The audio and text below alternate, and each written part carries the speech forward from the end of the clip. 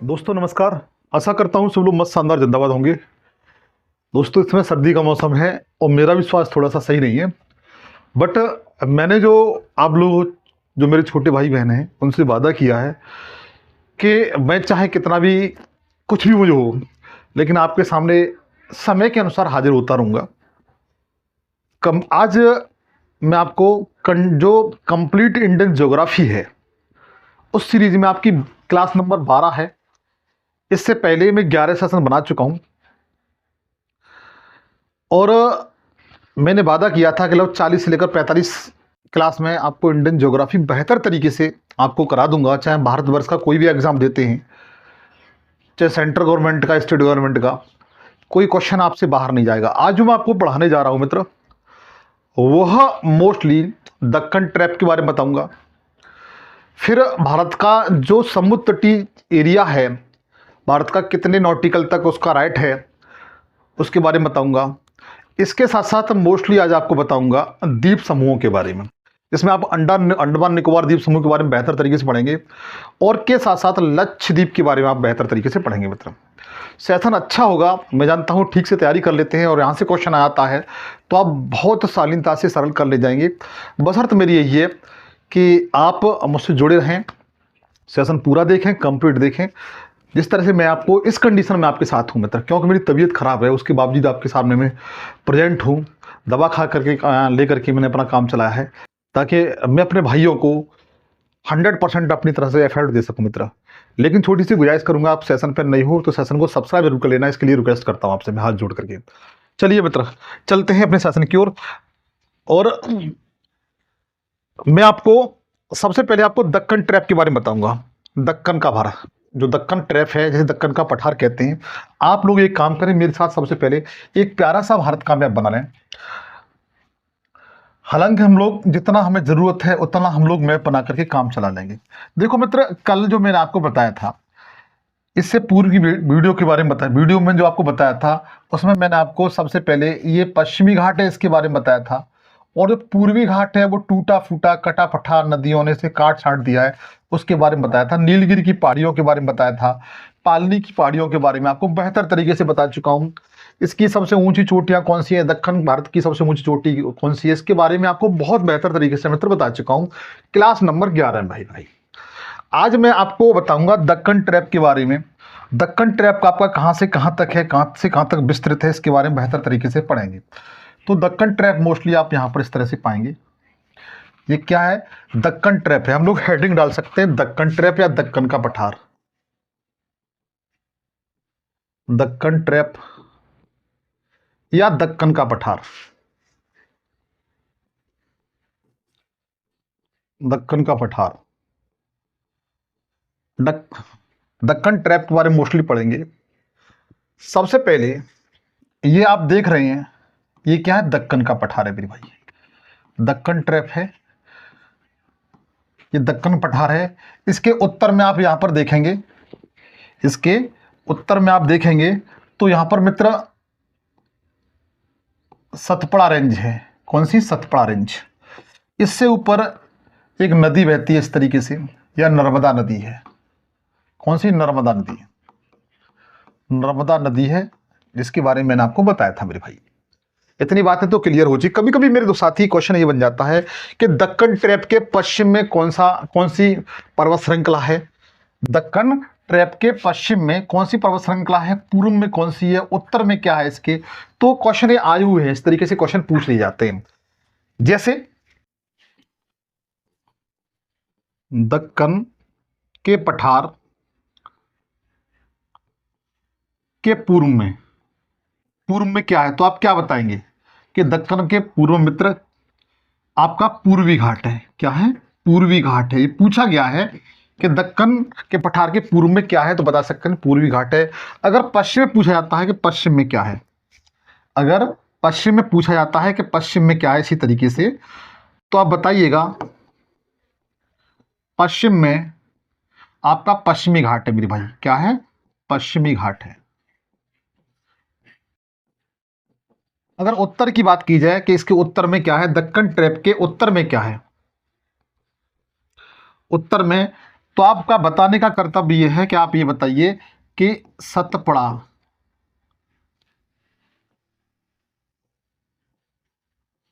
सतपुड़ा पर्वत श्रृंखला है। इसके साथ साथ अगर ये नदियां हो तो नर्मदा नदी आ सकती है। नर्मदा नदी, नर्मदा नदी आ सकती है मेरे भाई, आप लोग याद रखना, ठीक है, क्योंकि ये क्वेश्चन मित्र भाई बनते हैं यहां से। अच्छा, एक चीज बताना चाहता हूं, इसका इतना तो आपको क्लियर हुआ, चाहो तो आप इन सबका स्क्रीनशॉट ले सकते हैं। इसके साथ साथ मैं आपको बताऊंगा इसका विस्तार कहां से कहां तक है, भारत के कितने राज्यों में फैला हुआ है, और ये इसका निर्माण कैसे हुआ है। तो अगर निर्माण की बात की जाए कि इसका निर्माण कैसे हुआ है, तो निर्माण बताइए, इसका जो निर्माण है मेरे साथी, वह ग्रेनाइट प्लस बेसाल्ट चट्टान से हुआ है। चट्टानों से मित्र इसका क्या हुआ है, निर्माण हुआ है। पूछा जाए कि इसका निर्माण किससे हुआ है, कौन सी चट्टानों से हुआ है, तो मित्र ये दोनों चट्टानों से हुआ है। और उसमें क्वेश्चन आएगा वो इसी तरीके से आएगा कि इसका जो दक्कन ट्रैप है इसका निर्माण किन चट्टानों से हुआ है। तो इस तरीके से ऑप्शन होंगे जिसमें एक ऑप्शन आपका ग्रेनाइट या बेसाल्ट, ग्रेनाइट और बेसाल्ट चट्टान दोनों साथ दिया होगा मित्र।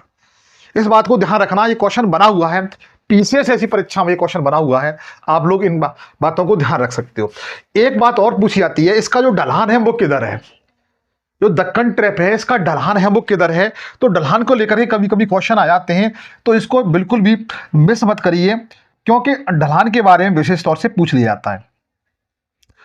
तो ढलान मित्र इसका पूर्व दिशा की ओर है, क्योंकि जितनी भी नदियां हैं, जैसे ये गोदावरी नदी है, ये कृष्णा नदी है, कावेरी नदी है, अन्य जो सहायक नदियां हैं वो मोस्टली इधर की तरफ पूर्व की दिशा की ओर, इसे हम लोग कहते हैं West Bengal, Bay of Bengal कहते हैं, बंगाली खाड़ी की तरफ अपना मुहाना बनाती हैं। तो इससे बात स्पष्ट निकल के आती है, इसका जो ढलान है मेरे भाई वह पूर्व दिशा की ओर है। किधर है, पूर्व दिशा की ओर है। ढलान किधर है, तो ढलान बता सकते हैं, इसका जो ढलान है मित्र वो पूर्व दिशा की ओर है। आप लोग देख सकते हैं ढलान किधर है, पूर्व दिशा की ओर है। क्योंकि हमें किससे पता चलता है, हमें इससे बात से पता चलता है कि जितनी भी नदियां जो पश्चिमी घाट से निकली हुई हैं वो मोस्टली किधर, बंगाल की खाड़ी की तरफ पूर्व दिशा की ओर बहती हैं। तो एक बात तो निकल स्पष्ट निकल के आती है, इसका जो ढलान है वो पूर्व दिशा की ओर है। यहां से आपका एक कंसेप्ट क्लियर हो गया मेरे भाई। एक बात आपको क्लियर हो गई कि इसका ढलान किधर है, तो बता दीजिएगा इसका ढलान पूर्व दिशा की ओर है। और मोस्टली यह भारत के 8 राज्यों में, कितने, 8 राज्यों में फैला है। हालांकि वो राज्य नहीं पूछे जाते, लेकिन आप लोग याद रखिए ये 8 राज्यों में फैला है मेरे भाई। कितने राज्यों में, 8 राज्यों में फैला हुआ है, 8 राज्यों में ये विस्तृत है बच्चों। आप लोग इस बात को बेहतर तरीके से याद रखना, ठीक है। चाहो तो इन सबका आप स्क्रीनशॉट ले सकते हैं, ठीक है। मैं थोड़ा साइड से हट जाता हूं। इतना आपको क्लियर हो चुका। इससे पूर्व मैं आपको बता चुका हूं कि मैं मोस्टली जितने भी पठार थे, चाहे मालवा का पठार, बुंदेलखंड का पठार, बघेलखंड का पठार, टेलर का पठार, मालवा का पठार, इससे पूर्व की वीडियो में आपको बिल्कुल क्लियर करा दिया था मेरे भाई। अब मैं आपको बताऊंगा जो भारत है, जो समुद्र तटीय सीमा है उसके बारे में बेहतर तरीके से बताऊंगा कि भारत का समुद्र में कितने एरिया तक, कितने क्षेत्र तक, कितने नॉटिकल तक, नॉटिकल जो, हालांकि देखो हम लोग स्थल जो लैंड होता है, जमीन होता है, उसको किलोमीटर मापते हैं, लेकिन समुद्री जो समुद्र का जो दूरी होती है उससे हमें नॉटिकल मापा जाता है। क्वेश्चन पूछा गया है कि समुद्री दूरी को किस समय मापते हैं, तो बताइएगा नॉटिकल मापते हैं मेरे भाई। किस मापते हैं, नॉटिकल में। एक नॉटिकल बराबर कितने किलोमीटर का होता है मैं आपको बताऊंगा, चिंता न करें, ठीक है। चाहो तो पहले आप इसका स्क्रीनशॉट ले सकते हैं, मैंने दक्कन ट्रैप के बारे में आपको बता दिया मेरे भाई, ठीक है। अब आप लोग हेडिंग डालिए समुद्री सीमा। क्या हेडिंग डालेंगे, समुद्री सीमा के बारे में। अगला पेज ले लेते हैं, समुद्री सीमा के बारे में मोस्टली मैं आपको बताऊंगा। तो सबसे पहले आप एक काम करेंगे, इस तरह से प्यारा एक भारत का मैप बनाएंगे, इस तरीके से। 1 सेकंड, इधर बनाता हूं थोड़ा सा नजदीक।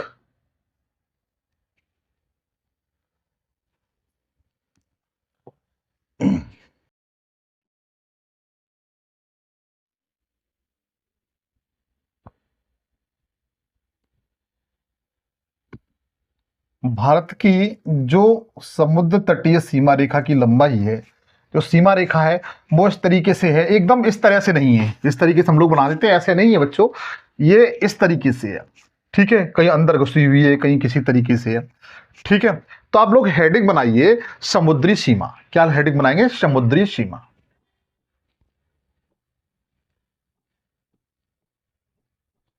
समुद्री सीमा। आज थोड़ा सा मेरा स्वास्थ्य सही नहीं है मित्र, आप लोग थोड़ा सा एडजस्ट करने की कोशिश करिए। ठीक है, देखिए, समुद्र सीमा का मतलब यह होता है कि किसी देश का समुद्र की कितने भीतर तक, कितनी दूरी तक अधिकार है, उसे समुद्री सीमा कहा जाता है। आप लोग लिख सकते हैं इसके माध्यम से समुद्री सीमा कैसे कहते हैं। किसी देश का, जैसे भारत है अपना, भारत का अपना इधर बंगाली खाड़ी है, आप सभी लोग जानते हुए पूर्व दिशा की ओर क्या है? बंगाली खाड़ी है, बे ऑफ बंगाल है। इधर अरब सागर है मेरे भाई, क्या है? अरब सागर। पश्चिम की ओर साथ में देखेंगे तो हिंद महासागर है, हिंद महासागर है। अब ये पूछा जाता है कि भारत का जो अधिकार है, उसका जो राइट्स है, जहां पर वो अपना व्यापार कर सकता है, मतलब अपने जितने वित्तीय कार्य है वो कर सकता है, प्रशासनिक कार्य है वो कर सकता है, और वैज्ञानिक कार्य है वो कर सकता है, कितनी दूर तक कर सकता है, इन सब के बारे में आपको बेहतर तरीके से बताऊंगा। तो एक बात और है, जिन देशों की समुद्री सीमा नहीं होती तो उससे उनके लिए कोई ऐसा सिस्टम नहीं है, लेकिन जिन देशों की समुद्री सीमा होती है उनके लिए सिस्टम है। ठीक है बच्चों, क्यों? इसके लिए एक अंतरराष्ट्रीय स्तर पर क्या किया गया था? यूएन द्वारा एक समझौता किया गया था बच्चों। ठीक है, तो सबसे पहले मैं आपको एक बात और बताना चाहता हूं कि इसके किस देश का समुद्र के भीतर कितना अधिकार होगा। इसके लिए सबसे पहले 1982 में, कब? 1982 में, 1982 में एक समझौता हुआ था। वो किसके द्वारा कराया गया था? तो संयुक्त राष्ट्र संघ द्वारा कराया गया था। किसके द्वारा? संयुक्त राष्ट्र संघ द्वारा कराया गया था, यूएन द्वारा, संयुक्त राष्ट्र संघ द्वारा एक समझौता कराया गया था। क्या कराया गया था? समझौता कराया गया था मित्र, याद रखिए। इस समझौते का नाम क्या था? तो यूएन। भाई यूएन ने कराया तो यूएन का होगा CLOS। कभी कभी मेरे साथी इसकी फुल फॉर्म पूछ ली जाती है, UNCLOS। इसका मतलब क्या होता है? यू से तो सभी लोग जानते होंगे, यूनाइटेड होता है। क्या होता है? United nation. एन से क्या होता है? नेशन। सी से क्या होता है? कन्वेंशन मित्र। क्या होता है? कन्वेंशन। कन्वेंशन मतलब समझौता। क्या? समझौता। कन्वेंशन माने क्या होता है? समझौता।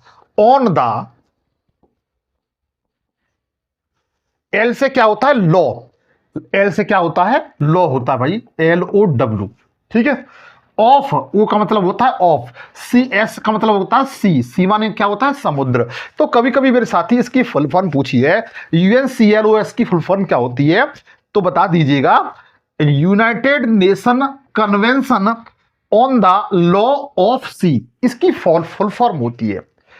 अर्थात किसी देश का समुद्र के भीतर या महासागरों में उसकी समुद्र सीमा रेखा से कितना उसका भीतर अधिकार होगा, जिसके तहत वो अपने वित्तीय कार्य, वैज्ञानिक कार्य, तेल शोधन कार्य वह कर सकता है। इसके लिए एक समझौता किया गया था भाई। इसका ये कब किया गया था? तो ध्यान रखना, 1982 में किया गया था। कब किया गया था? 1982 में किया गया था। इससे एक बात निकल के यह आई कि किसी देश का उसकी समुद्र की सीमा पर कितना अधिकार होगा। मतलब इस समझौते के तहत यह बात निकल के आई कि किसी देश का उसकी समुद्र की सीमा पर किस सीमा पर, सीमा से कितनी दूरी तक उसका अधिकार होगा, उस देश का अधिकार होगा, उस देश का अधिकार होगा। एक बात और मित्र, मैंने आपको अभी बताया था कि समुद्री दूरी है वो नॉटिकल मापी जाती है। तो एक नॉटिकल बराबर कितना होता है? तो 1.852 किलोमीटर होता है मित्र।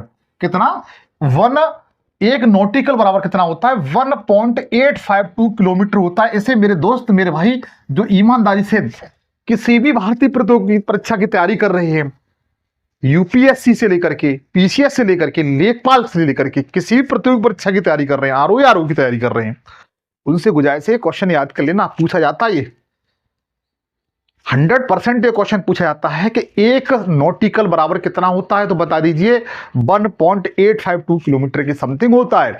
समुद्री दूरी किसे मापते हैं, तो नॉटिकल मापते हैं। मेरे भाई याद कर लेना, इसके लिए मेरी गुजारिश है आपसे। हाँ, ये आपको क्लियर हो गया इतनी बात? अगर इतनी बात क्लियर हो गई तो चाहो तो आप इसका स्क्रीनशॉट ले सकते हैं या नोट्स बना लीजिए। मित्र, सेशन अच्छा लग रहा हो तो गुजारिश है, एक बार फिर रिक्वेस्ट करूंगा, हाथ जोड़ करके सेशन को शेयर जरूर कर दें, पूरा देखें। सेशन पर नए हो, सेशन को सब्सक्राइब जरूर कर लेना, ताकि जो सेशन बनाओ उसका नोटिफिकेशन आप तक पहुंच सके मेरे भाई। चलिएगा, स्क्रीनशॉट लीजिए। हाँ, देखिएगा, अब देखिएगा, इस समझौते के तहत यह बात निकल के आई थी कि किसी देश का उसकी सीमा पर कितना कितना अधिकार होगा और कहां तक वो अपना क्या कर सकते हैं, अपना अधिकार जमा सकते हैं। तो मान के चलिए, जैसे ये जो देश होता है उसकी एक आधार सीमा होती है। क्या होती है? आधार सीमा। हमसे जैसे इस तरह से नहीं होती है, लेकिन एक आधार सीमा बना लेते हैं इस तरीके से। ये क्या है? एक आधार सीमा है, सीधी सीधी, बिल्कुल फिक्स। ये क्या है बच्चों? आधार सीमा। ये क्या? ये आधार सीमा है, आधार रेखा बोल सकते हैं इसे, आधार सीमा या रेखा। बात एक ही है मेरे भाई, इस आधार रेखा से लेकर के 12 नॉटिकल तक, कितना मित्र? 12 नॉटिकल तक, याद रखना 12 नॉटिकल तक। हम इस तरह से शॉर्ट में लिख देते हैं, इस ये वाला जो क्षेत्र है, इस आधार रेखा से 12 नॉटिकल तक, कितना मेरा? 12 नॉटिकल तक का जो क्षेत्र है, इसे किस नाम से जानते हैं? तो ध्यान रखिए, इसे हम लोग प्रादेशिक सीमा कहते हैं। क्या कहते हैं? प्रादेशिक सीमा। प्रादेशिक सीमा। आधार रेखा से, आधार सीमा से लेकर के 12 नॉटिकल तक, 12 नॉटिकल दूर तक जितना भी अधिकार है, उसके से किस नाम से जाना जाता है? तो प्रादेशिक सीमा के नाम से जाना जाता है भाई। ठीक, किस नाम से? प्रादेशिक सीमा के नाम से जाना जाता है। मतलब यह है कि आधार रेखा से हम लोग 12 समुद्री नॉटिकल तक दूरी तय करेंगे, उतना जो क्षेत्र है उसे किस नाम से जानते हैं? तो प्रादेशिक सीमा के नाम से जानता है। हजारों बार प्रतियोगी परीक्षा में पूछा गया है। इस सीमा पर भारत का, मतलब किसी भी देश का, जैसे भारत है, भारत का पूर्ण अधिकार होता है। कैसा अधिकार होता है? पूर्ण अधिकार होता है, पूर्ण राइट्स होता है मेरे भाई। क्या होता है? पूर्ण अधिकार होता है भाई। यहां पर वो कुछ भी कर सकता है, भारत को, मतलब किसी भी देश को पूर्ण स्वतंत्रता है।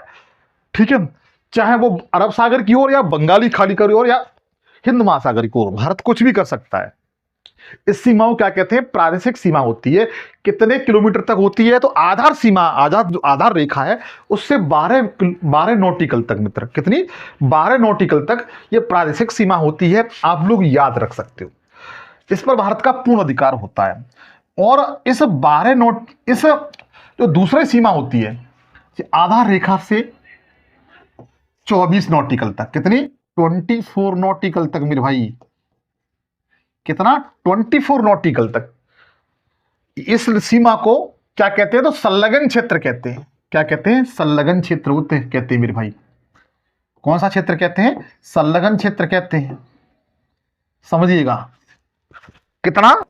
आधार रेखा से लेकर के 24 नॉटिकल तक का जो क्षेत्र होता है मित्र, उसे किस नाम से जानते हैं? तो बताइए। इसे संलग्न क्षेत्र कहते हैं।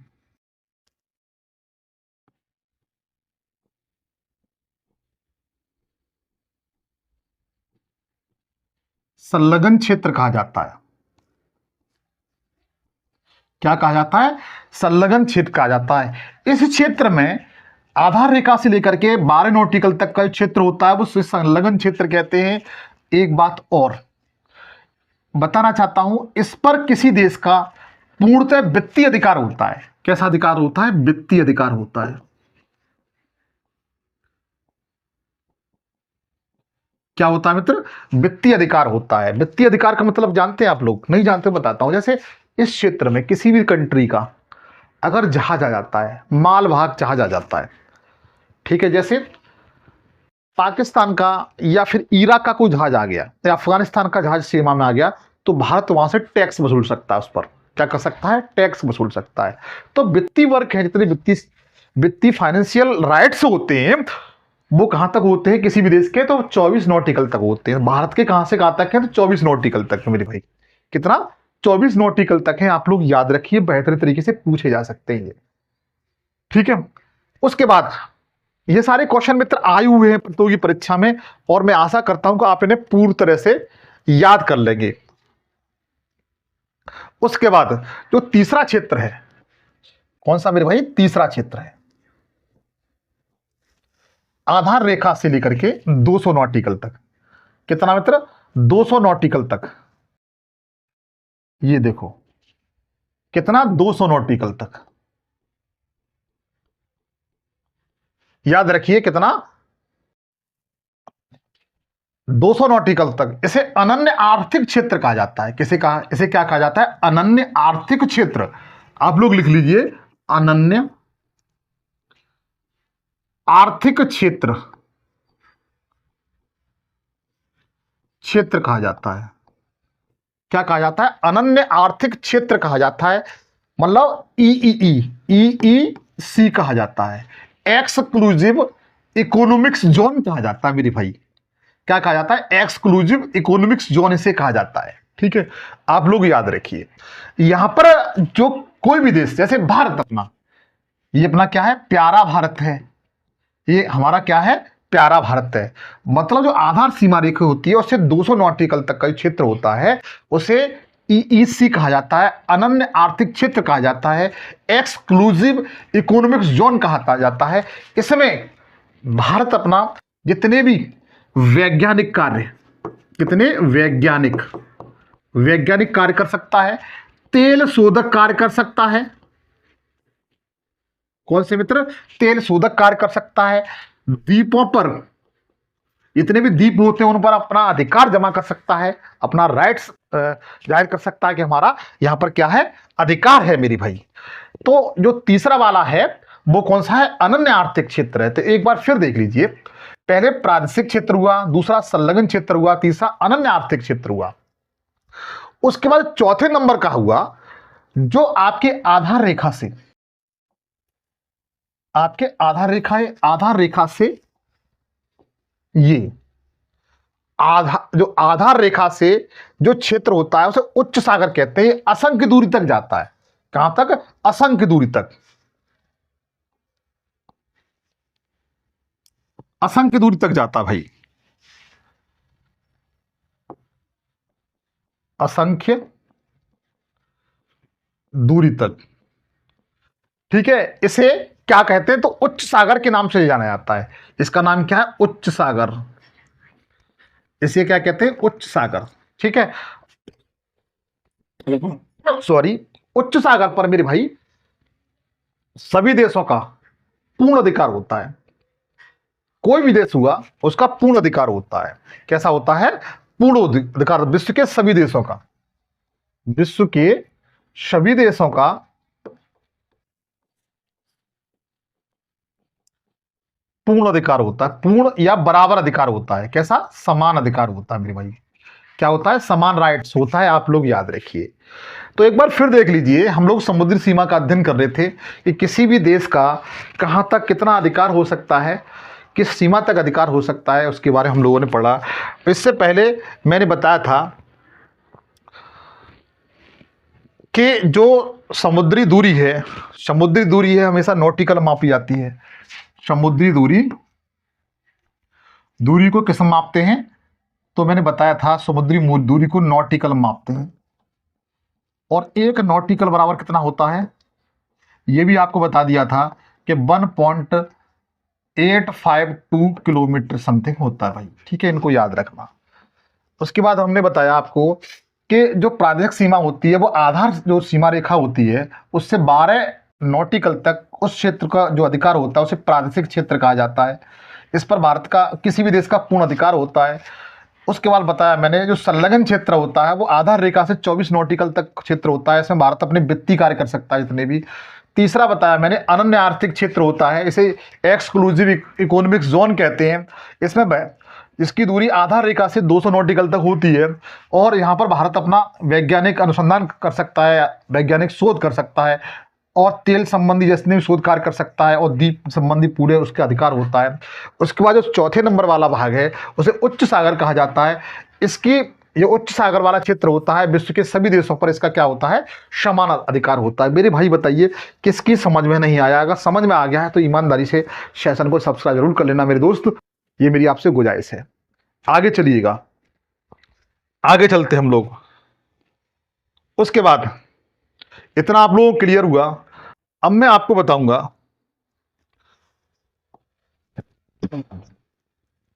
भारत के जो समुद्र तटीय मैदान होते हैं, भारत के जो समुद्र तटीय मैदान होते हैं, आप लोग हेडिंग बनाइए समुद्र तटीय मैदान। पेन चेंज कर लें, चलो ठीक है, समुद्र तटीय मैदान, मैदान आप लोग लिख लीजिए समुद्र तटीय मैदान। ठीक है, समुद्र तटीय मैदान कौन से होते हैं तो देखिए समझिएगा। जैसे ये अपना प्यारा भारत है भाई, ये वाला,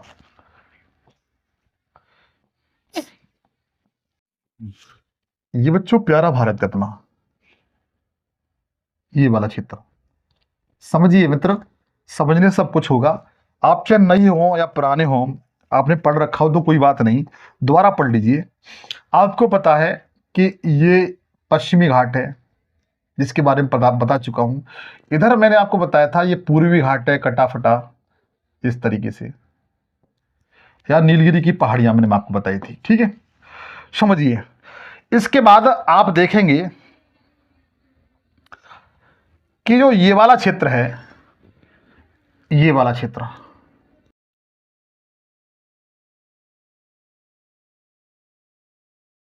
ये जो भाग है मित्र, जो डिफरेंस कलर से मैंने बताया है, ये समुद्र तटीय मैदान है। जो इस कलर से बनाया है मैंने, ये समुद्र तटीय मैदान है। ये क्या है, समुद्र तटीय मैदान, मैदान है। क्लियर हुआ? मतलब पश्चिमी घाट के पश्चिम में जो मैदान आपको देखने के लिए मिलेंगे, पूर्वी घाट के जो पूर्व में जो आपको समुद्र तटीय मैदान मिलेंगे, जो मैदान मिलेंगे उन्हें समुद्र तटीय मैदान कहा जाता है मेरे भाई, जो मैंने इस कलर में बताने का प्रयास किया है। ठीक है, अब देखिए इनका जो निर्माण है वो कैसे हुआ है। सबसे पहले इनका जो निर्माण है मेरे दोस्त वो कैसे हुआ है, तो निर्माण की बात आ जाए तो आप क्या बताएंगे कि नदियों द्वारा लाए गए अवसादों के निक्षेप से निर्माण हुआ है। ठीक है, अवसाद मतलब सेडिमेंट। अवसाद तो जानते होंगे मित्र, अवसाद मतलब जैसे नदियां हैं, नदियां अपने साथ पहाड़ों से निकली हुई है, पहाड़ों से जो भी मिट्टी काट करके लेकर के आती हैं उन्हें अवसाद कहा जाता है, सेडिमेंट्री कहा जाता है। और निक्षेप का मतलब होता है कि वह अपने मैदान में उसे बिछा देती है, उसे निक्षेप कहा जाता है। तो नदियों द्वारा लाए गए अवसादों के निक्षेप से इसका निर्माण हुआ है बच्चों। किसका? समुद्र तटीय मैदानों को भाई, किसका? समुद्र तटीय मैदानों का। इतनी बात क्लियर हुई। अलग अलग राज्यों में मेरे साथी इसे अलग अलग नाम से जाना जाता है। इसलिए एक क्वेश्चन आपका ईमानदारी से यहां से बनता है। आप हर किसी भी प्रतियोगी परीक्षा में का एग्जाम दे रहे हो, अगर ज्योग्राफी से क्वेश्चन आता है तो यहां से क्वेश्चन आपके आने की चांस लगभग 90% रहते हैं मेरे दोस्त। इसलिए इसके 100% से आप लोग वहां आने के 90% जरूर रहते हैं, लेकिन आप अपना 100% देने की कोशिश करें, क्योंकि आप का सपना अपने माँ बाप का सपना पूरा करना है। क्योंकि आप माँ बाप ने जो पैदा किया है ना आपको, वो इसीलिए पैदा किया है कि हमारा बेटा हमारी वृद्धावस्था में एक लाठी बने, ताकि उसके माध्यम से वो अपना बुढ़ापे का जीवन सही तरीके से सरल तरीके से जीवन यापन कर ले जाएं। ये मेरी गुजारिश है आप लोगों से भी कि अपने माँ बाप का जो उन्होंने आपके प्रति जो सपना देखा है उसके प्रति आप 100% एक बार जीवन में दे के देखिए, केवल एक बार देकर देखिए। बाद बाकी आपके जीवन में जो करना चाहे वो कर सकते हैं, कुछ भी करिए, लेकिन एक बार अपना 100% आपके माँ बाप ने आपके प्रति जो सपना देखा उसे 100% कोशिश करने पूरा करने की कोशिश करें। ये मेरी गुजारिश है बच्चों, इसके लिए निवेदन भी करता हूं आपसे। आगे चलिएगा, आगे देखिए। अब मैं आपको बताऊंगा किस किस राज्य में, कौन कौन से राज्यों में इन समुद्र तटीय मैदानों को किस किस नाम से जाना जाता है। जैसे एग्जाम्पल, आप चाहो तो इनको नोट कर सकते हैं मेरे भाई।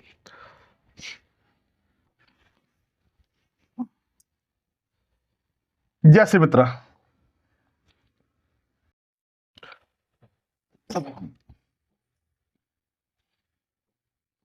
देखिए ये वाला जो पार्ट है, ये वाला गुजरात है, आप अच्छी तरह पता है ये गुजरात है। गुजरात का जो समुद्र तटीय ये वाला मैदान है, ये वाला, ये वाला, ठीक है। दोबारा बताने की कोशिश करता हूं, ये वाला जो क्षेत्र है इसको हम लोग काठियावाड़ का मैदान कहते हैं। किसका? काठियावाड़ का मैदान कहते हैं। काठियावाड़ का मैदान कहते हैं। और ये कहां पर है मेरे दोस्त? तो ये गुजरात में है। कहां पर है? गुजरात में। अगर पूछा जाए कि काठियावाड़ का समुद्र तटीय मैदान किस राज्य में है, तो आपका आंसर होना चाहिए कि यह मित्र गुजरात राज्य में है। ठीक है, किस राज्य में? गुजरात राज्य में। आप लोग याद रखिए कि काठियावाड़ का जो समुद्र तटीय मैदान है वो किस राज्य में है, तो बताइए गुजरात राज्य में है। उसके बाद जो दूसरा वाला है, यहां पर गुजरात के बाद आप देखेंगे यहां महाराष्ट्र राज्य है, और एक छोटा सा राज्य और है, यहां महाराष्ट्र राज्य है, ये वाला, और यहां पर एक छोटा सा राज्य और है। ठीक है, ये महाराष्ट्र है, और ये वाला गोवा है बच्चों, छोटा वाला। इसके बीच का जो समुद्र तटीय मैदान है ये इस तरीके का, इसको मित्र किस नाम से जानते हैं? तो ध्यान रखना, महाराष्ट्र और गोवा के बीच का जो समुद्र तटीय मैदान है इसे कोंकण तट के का नाम से जाना जाता है। कोंकण तट के नाम से जाना जाता है। सॉरी, किस नाम से जाना जाता है? कोंकण तट के नाम से आप लोग याद रख सकते हो। पूछा जाए कोंकण तट कहां से कहां तक विस्तृत है, तो महाराष्ट्र लेकर के गोवा, महाराष्ट्र और गोवा का समुद्र तटीय क्षेत्र है, समुद्र तटीय मैदान है, उसे किस नाम से जानते हैं? तो कोंकण तट के नाम से जानते हैं मेरे भाई, याद रखिएगा। गुजरात वाला तट किसको कहते हैं, नाम किस नाम से जानते हैं? बताइए, काठियावाड़ का तट। उसके बाद आगे देखिएगा मित्र कि जो गोवा से लेकर के ये जो कर्नाटक वाला क्षेत्र है, जो गोवा से लेकर के ये कर्नाटक, ये कौन सा है?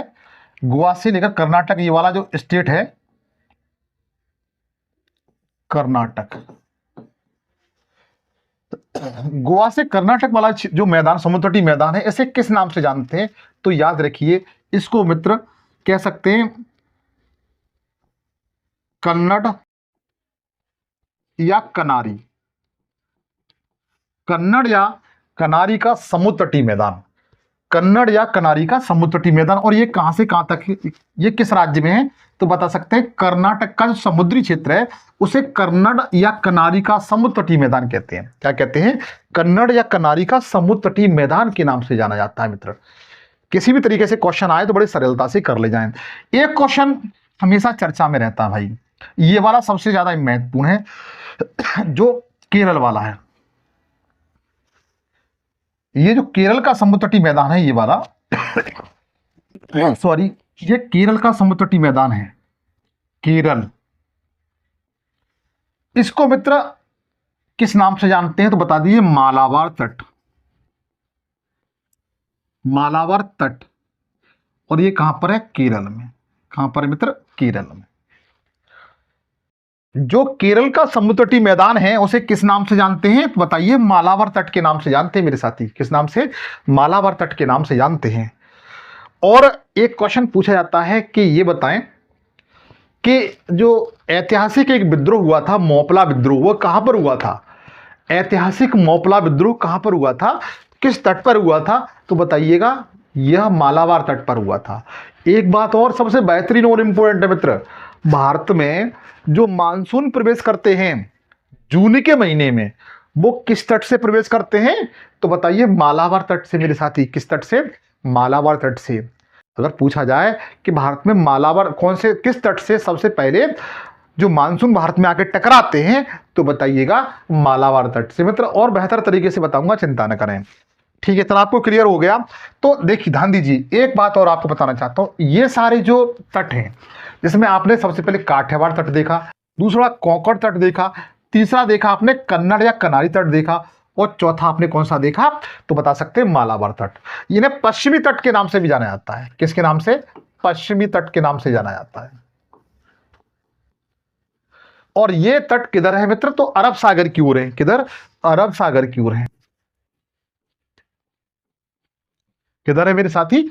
अरब सागर की ओर है। आप लोग याद रखिए, आप इनको 100% याद कर लीजिए मित्र। अब देखिए हम लोग उधर चलते हैं, बंगाली खाड़ी की तरफ। तो बंगाल की खाड़ी की तरफ कौन कौन से तट हैं, जरा उन पर नजर डाल लेते हैं। तो देखो, ये एक राज्य है यहां से यहां तक, ये वाला। ये कौन सा राज्य है? तो बता सकते हैं तमिलनाडु राज्य। कौन सा? तमिलनाडु। तमिलनाडु राज्य आप लोग नोट कर लीजिए। और ये जो तट है तमिलनाडु वाला, समुद्री तट है, इसे किस नाम से जाना जाता है? तो मेरे भाई याद रखिए, इसे हम लोग कोरोमंडल तट कहते हैं। किस नाम से जानते हैं? कोरोमंडल समुद्र तट कहते हैं। कोरोमंडल तट के नाम से जाना जाता है। कोरोमंडल समुद्र तटीय मैदान है बच्चों। पूछा जाता है कोरोमंडल समुद्र तटीय मैदान भारत के किस राज्य में? तो आज के बाद आप 100% याद कर ले जाएंगे, और आपको याद भी हो चुका होगा कि तमिलनाडु राज्य में। किस राज्य में? तमिलनाडु राज्य में। आप लोग याद रखेंगे। ठीक है, आगे बताना चाहता हूं, जो इस तमिलनाडु के नॉर्थ में आप देखेंगे आंध्र प्रदेश है मेरे भाई। कौन सा देश है? आंध्र प्रदेश। हम लोग एपी बोल देते हैं इसे। एपी का मतलब आंध्र प्रदेश बच्चों। ठीक है, तो आंध्र प्रदेश का जो समुद्र तटीय ये वाला मैदान है, इसे किस नाम से जानते हैं? तो मित्र, इसे उत्तरी सरकार कहते हैं। क्या कहते हैं? उत्तरी सरकार। किस नाम से जानते हैं? उत्तरी सरकार के नाम से जानते हैं बच्चों। पूछा जाए उत्तरी सरकार जो समुद्र तटीय क्षेत्र है वो भारत के किस राज्य में? तो बताइए आंध्र प्रदेश में। किसमें? आंध्र प्रदेश में। इसके जस्ट ऊपर आप देखेंगे ये वाला क्षेत्र, ये उड़ीसा है। उड़ीसा वाला जो समुद्र तटीय मैदान है, जहां सब चिल्का झील वगैरह है, समुद्र तटीय मैदान है, उड़ीसा राज्य है। उड़ीसा राज्य में सॉरी, जो समुद्र तटीय मैदान है उसे उत्कल तट कहते हैं बच्चों। क्या कहते हैं? उत्कल तट।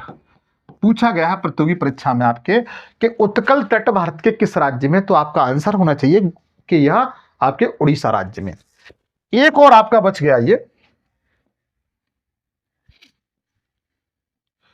ये वाला जो राज्य है, ये वाला समुद्र तटीय क्षेत्र है, ये वेस्ट बंगाल में।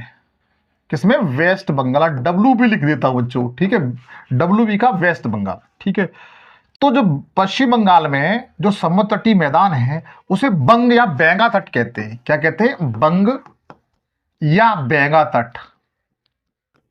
बैंगा तट कहते हैं बच्चों, जहां पर गंगा नदी आकर के क्या हो जाती है? गिरती है बच्चों। ठीक है, इधर साइड वाले जो समुद्र तटीय मैदान है, इन्हें पूर्वी तट के नाम से जाना जाता है। पूर्वी तट के नाम से जाना जाता है मेरे भाई। किसके नाम से? पूर्वी तट के नाम से जाना जाता है। और ये है कहां पर है? तो ये बंगाल की खाड़ी में भाई। कहां पर है? बंगाल की खाड़ी में मेरे भाई।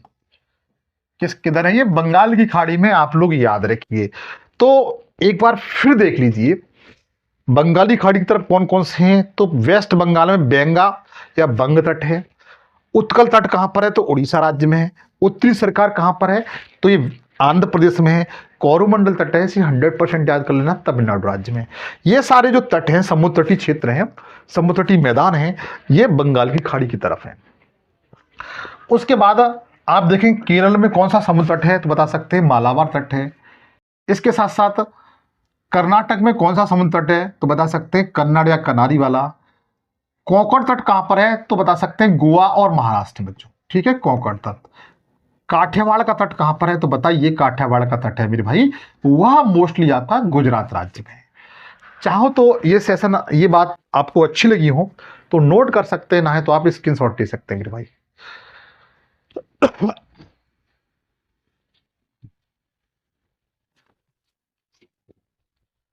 अब मैं आपको जो टॉपिक पढ़ाऊंगा वो द्वीपों के बारे में बताऊंगा। किसके बारे में? द्वीपों के बारे में बताऊंगा।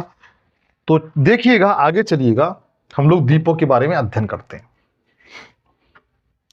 सबसे पहले द्वीप।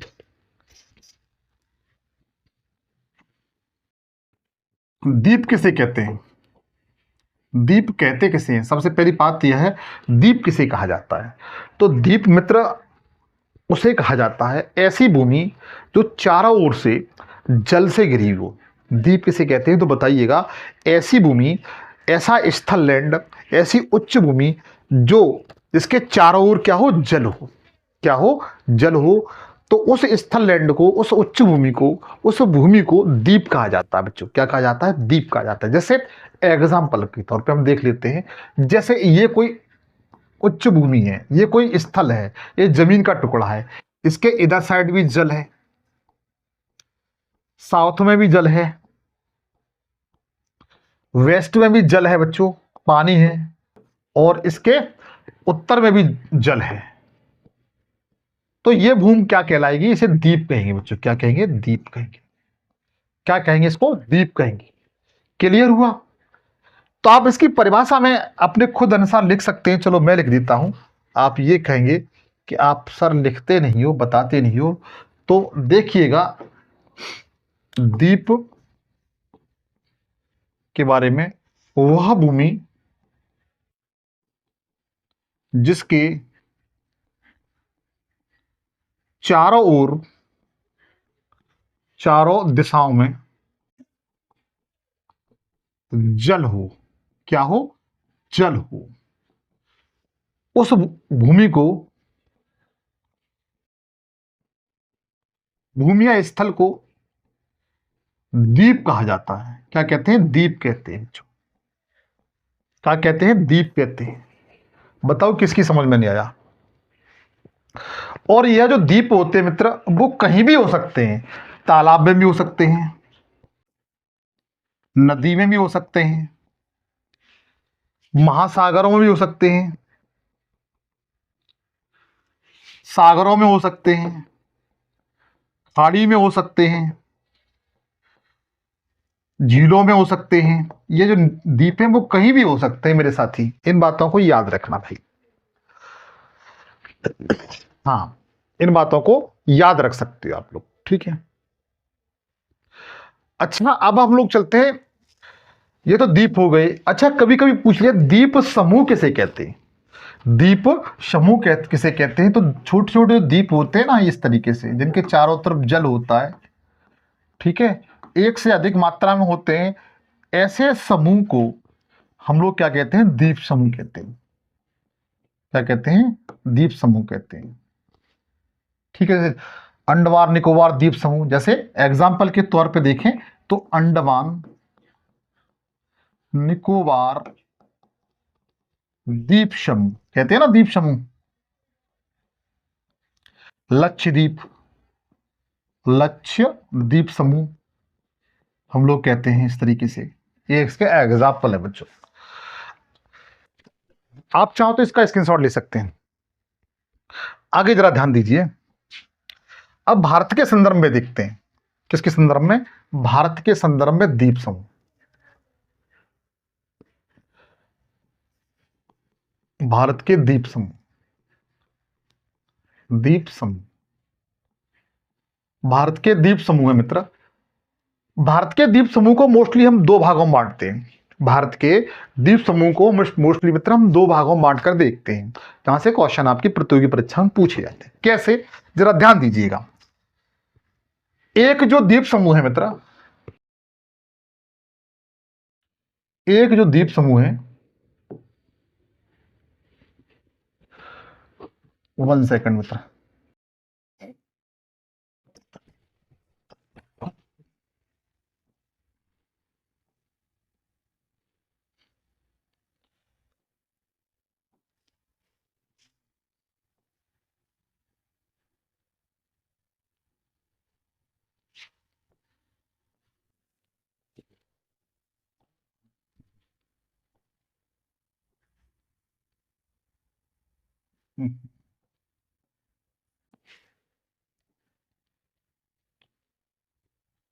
एक द्वीप समूह है मेरे भाई, जिसको हम लोग कह सकते हैं अरब सागर।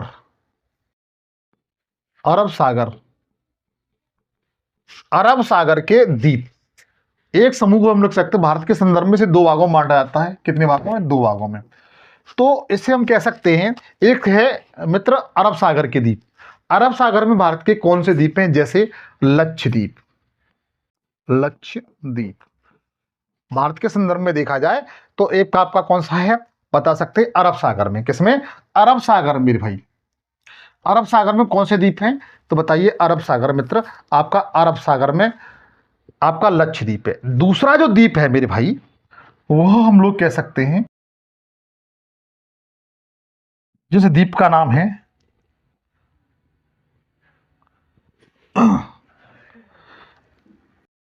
बंगाल की खाड़ी के। कौन से मित्र? बंगाल की खाड़ी के द्वीप। बंगाल की खाड़ी के, खाड़ी के द्वीप। बंगाल की खाड़ी के जो द्वीप हैं मेरे भाई, जो आपके एग्जाम में पूछे जाते हैं, यहां पर कौन कौन से द्वीप है बंगाली खाड़ी की तरफ? तो बंगाल की खाड़ी की तरफ जो द्वीप हैं आप बता सकते हैं एग्जाम्पल के तौर पे, जैसे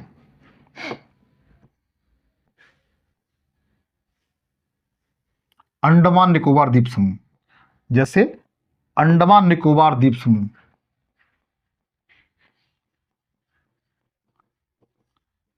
द्वीप समूह।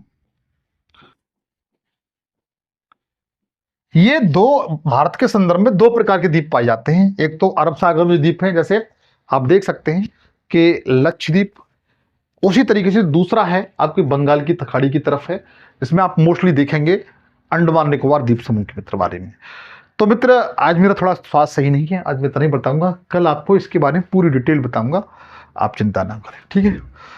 ये सेशन आपको कैसा लगा ईमानदारी से, तो प्लीज़ मेरी गुजारिश ये है कि सेशन को शेयर जरूर कर दें, क्योंकि मैंने दवा खा करके, मेडिसिन लेकर के आपके सामने पेश हुआ हूँ, और क्योंकि मैं आपके लिए 100% एफर्ट देने के लिए तैयार रहता हूँ, 100% अपना जो भी है ईमानदारी से देने का प्रयास करता हूँ। आपका भी कर्तव्य बनता है कि आप इस भाई का थोड़ा सा सहयोग कर दें, इसके लिए मैं हाथ जोड़ता हूँ आपसे। प्लीज़ सहयोग जरूर करें, शेयर करें चैनल को, इस सेशन को शेयर कर दें, और जहाँ भी आपका ग्रुप हो वहाँ ग्रुप में डालें, और जिन लोगों को ज़रूरत है वहाँ पर उसके भेजने का पूरा प्रयास करें। के साथ साथ चैनल को सब्सक्राइब कर लें, इसके लिए रिक्वेस्ट करता हूँ। नए सेशन में कल आपसे फिर मुलाकात होगी इसी टाइम, तब तक के लिए जय हिंद, जय भारत।